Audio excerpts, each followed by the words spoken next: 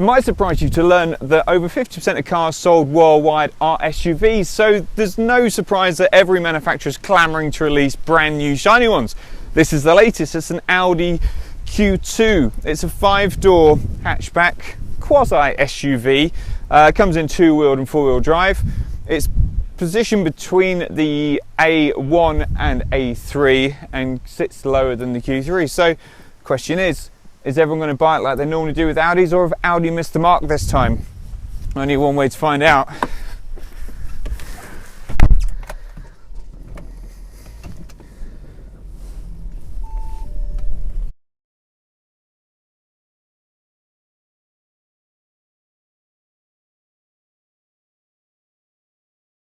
It's quite an expensive car. The entry-level price is £20,340 and it rises all the way up to around 30 grand. Now you get 3 trim levels: SE, Sport and S-Line. This is the Sport, and there are a number of engine options from a 1 litre 3-cylinder turbo, the 1.4 we're in, a 1.6 diesel, and there's going to be a 2 litre turbo petrol as well, which will arrive later in the year.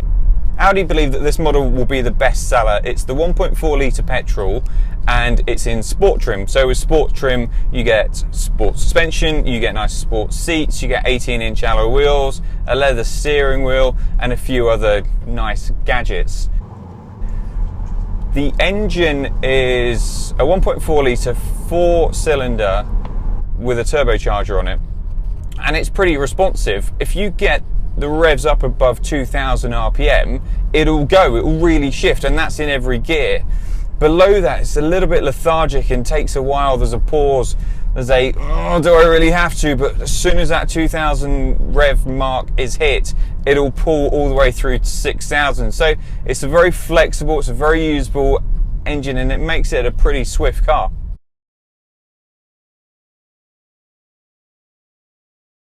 The ride comfort in the Q2 is pretty good. It's firm but not uncomfortable. You get the odd thud coming through from proper and the most significant road imperfections, but nothing to disturb your journey. Handling wise is pretty impressive.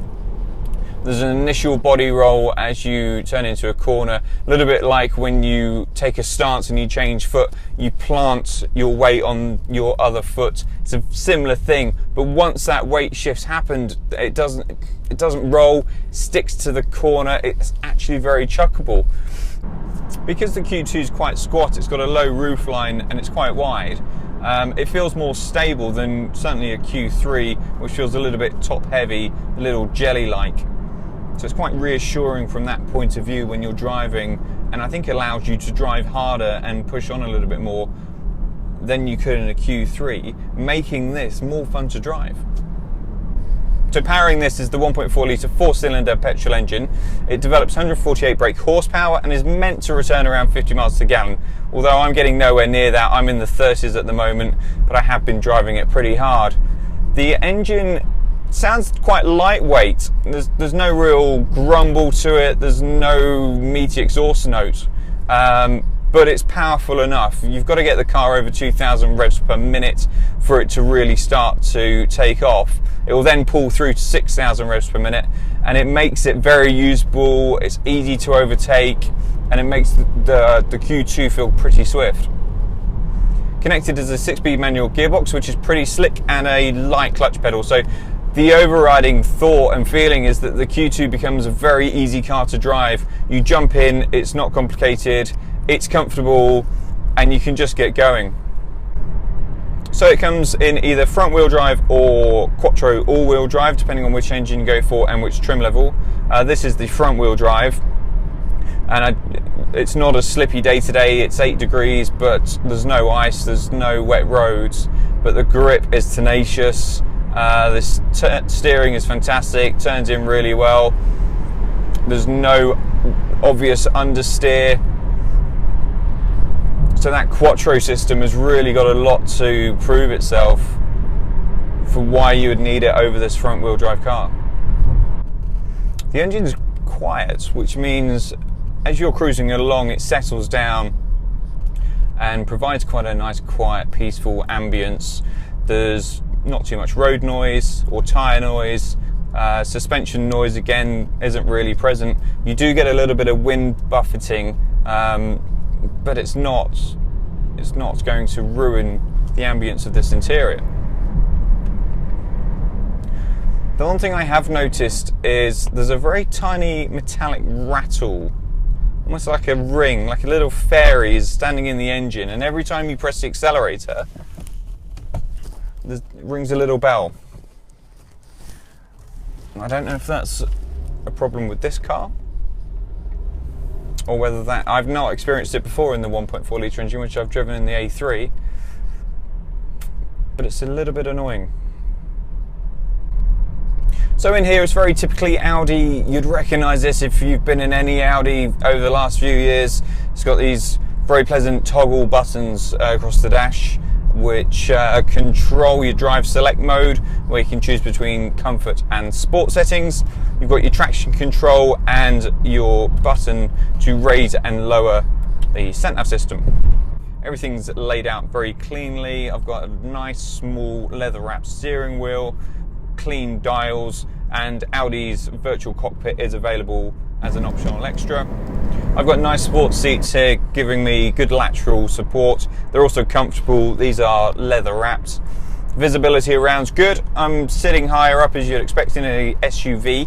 The only issue is over the shoulder, that C-pillar, which is a feature of the design, which is with the changeable external colours on it, available in 4 different colours, is thick, so you do need to be aware that that's there and can be a bit of a blind spot, but generally it's pretty easy to see out of. The Q2 offers quite a roomy environment, so I've got a lot of headroom. I'm in quite a low seating position, but there's an ability there to either be a lot taller than I am or have your seat a lot higher and give it that more traditional SUV high riding position. I've got an adjustable reach and tilt steering wheel, so I can get very, very comfortable. The dash is set quite low, so I feel like I'm actually in a car rather than an SUV. It's very car-like. It's very familiar, but there's a lot of room as well. The doors have got small door bins, a couple of cup holders in the middle. In the centre, there's a small storage box. In the back, though, it's a lot tighter. Leg and knee room is okay for children and for probably young teenagers, but you wouldn't want to do too long a journeys as a full-grown adult. In the boots, you'll fit a large suitcase or a couple of smaller suitcases, and it's got an adjustable boot floor to make it a little bit deeper to add that extra practicality. But the boot lip is pretty high, so you're going to have to lift things up quite high to get them in, although the boot floor is then flat unless you've lowered it, and then there's quite a lip to get over. But at least you've got that flexibility. Audi says regardless of which model of theirs that you go for, whether it's the A8 and whether it's this Q2, you'll get the same build quality, the same quality materials, the same technology. And high up, that's certainly true. There's soft touch plastics, but as soon as you get mid-level, they're much firmer, they're much harder plastics. So that's not quite true, and it's a little bit disappointing in a car that costs £20,000 to £30,000. So the Q2 fits at the bottom of the SUV Audi range. So you now have the Q2, the Q3, the Q5 and the monster Q7, and probably expect more to come. Size-wise, it fits between the A1 5-door hatchback, the Sportback and the A3. But price-wise, it fits between the A3 and the Q3. So you're paying for a smaller car than the A3, yet you're going to pay more. What's all that about? Why would you pay more for less? The Q2 is going to be an entry level and people's first experience often of an SUV Audi, but it's also great for people looking to downsize. So if you've got a Q7 or Q5, and you no longer need the space, you don't need as big a boot, the kids have left home, you don't need the back seat so much, maybe just a little bit of space for the grandchildren, this is perfect. It gives you the Audi quality, it's nice to drive, it's easy to drive, it's still got that slightly higher raised seating position, so you've got good visibility.